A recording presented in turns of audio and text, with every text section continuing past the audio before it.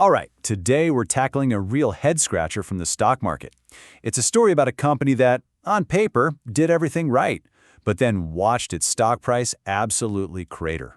It's a fascinating mystery. So here's the big question we're going to dig into. How does this even happen? You'd think strong results would mean a stock goes up, right?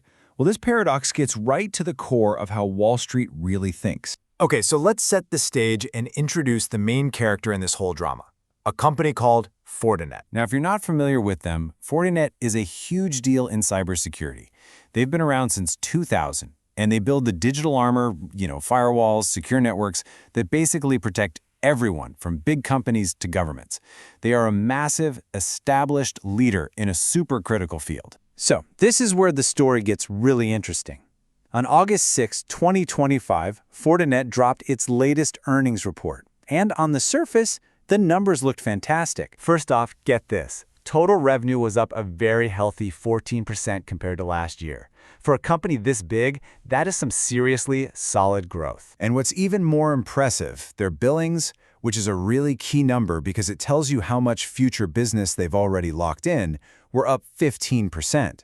So this tells you demand isn't just strong, it's actually picking up steam. And if you dig in a little deeper, you see the growth was happening in all the right places. Billings for their most important new technologies were just booming.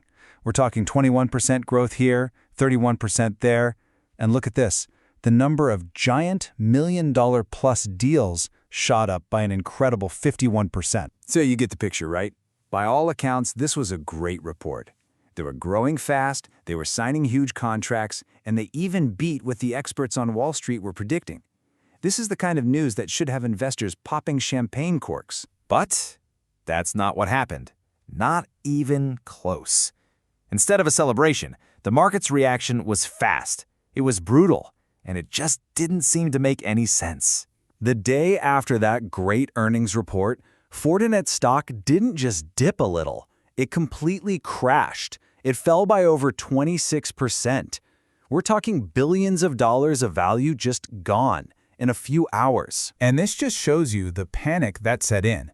Wall Street analysts, the very same people whose forecasts Fortinet had just beaten, started scrambling to downgrade the stock. You can see it right here. Big names like Morgan Stanley and Piper Sandler started slashing their price targets, and others just backed away, changing their ratings from buy to hold. Which brings us right back to the central mystery. What on earth was hiding in that report that spooked these experts so badly? What did they see that nobody else did? Well, the answer wasn't in those shiny headline numbers. Nope. It was kind of buried in the details of the earnings call, and it all has to do with something called the hardware refresh cycle. So what is a firewall refresh cycle? It's actually a pretty simple idea. Just think about your smartphone. Every couple of years, a new iPhone comes out, and a ton of people rush out to upgrade.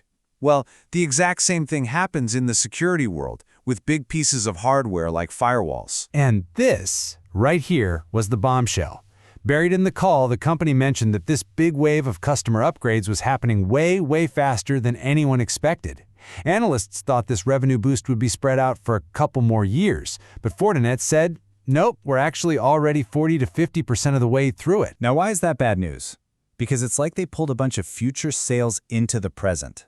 The market suddenly got terrified that once this big upgrade cycle is over, Fortinet is going to hit a wall, an air pocket they call it, where growth just slows down dramatically.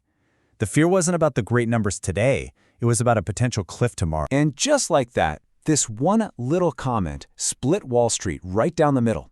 It created a classic debate. Is this huge stock drop a massive red flag, or is it a golden opportunity to buy a fantastic company at a huge discount? So you've basically got two camps forming, the bears and the bulls. The bears are laser-focused on that fear of a future slowdown, but the bulls, they're looking right past it, pointing to the company's rock-solid finances. Okay, so let's look at the bear case. It's pretty straightforward.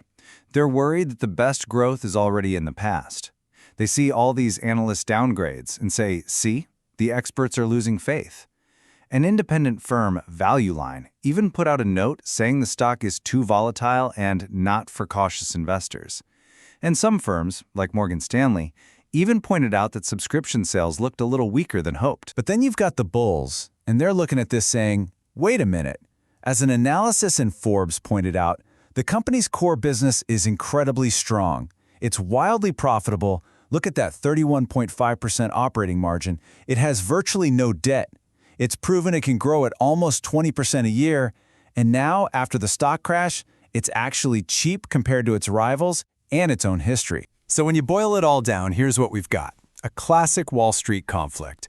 It's a fight between how a company is doing right now versus the market's fear of what might happen down the road. And that leaves us with the final multi-billion-dollar question that everyone's trying to answer now. Is the market right to punish the stock this badly for a slowdown that hasn't even happened yet, or did it completely overreact, creating a rare chance to buy into one of the strongest companies in cybersecurity? That's the mystery.